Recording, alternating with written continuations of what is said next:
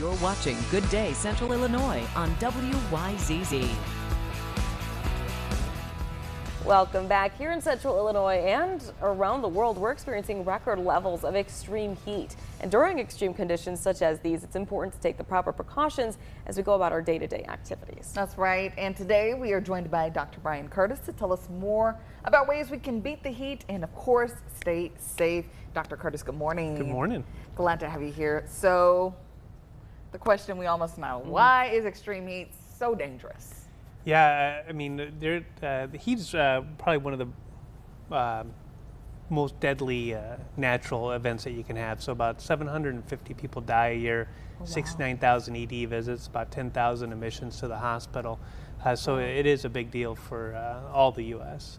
And is there a specific group of people that's most at risk when it comes to heat exhaustion or heat stroke? Yeah, so the very young, because they don't temperature regulate, and then the very old. Those are the two categories that, of patients that we really are concerned about. And then people with COPD and heart failure can also have a higher risk of having an admission for that. All right, and so like times like these, what should you do if you're under an extreme heat warning?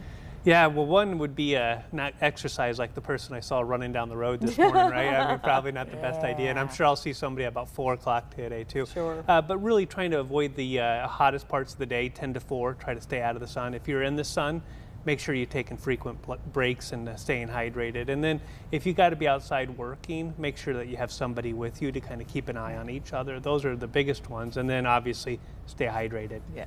Sport drinks, water. Avoid caffeinated beverages and alcohol. Are there any specific warning signs we should be on the lookout for? Yeah, so if you're sweating very profusely and you just can't stop and you're just really, really hot, you could be heading into a heat exhaustion, especially if you start developing muscle cramps. If you see that, you need to get inside, get cool, get in a cold shower, get plenty of liquids in. And so those are kind of the signs of heat exhaustion. Now, heat stroke, people are confused. They stop sweating and their temperature usually is over 103. That's actually a medical emergency. So we tell people to call 911, get them out of the sun, get them into a cool environment while medical help is coming. So, and obviously there's some differences to note in between. We got heat exhaustion,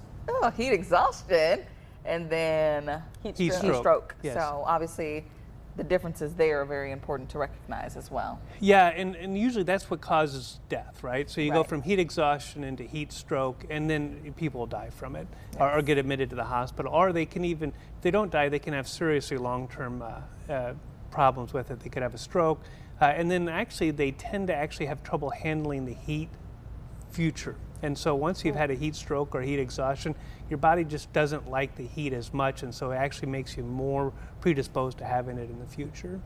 So with that being said, let's just go run down one more time what we can do to make sure that we are staying safe. I know that even being in your home, you could still get heat exhaustion or heat stroke. So what are the 3 most important things we need to do? Yeah, one would be get into a cool environment. Within that, one would be is if you know somebody that doesn't have a cool environment, make sure you check on them, especially an elderly loved one, and get them into a cool environment. Stay hydrated, making sure you're drinking plenty of liquids, and then if you're going to be outside, lose light colored clothing, and then really make sure you're not going to get sunburned, because sunburn will just make everything worse, and so make sure you have sunblock on. All right. All right, very good. Well, Dr. Brian Curtis, thank you so much for joining us. Thank you. Really, really good information that you all can use, and as always, we'll make sure to share these details on our website, caproud.com.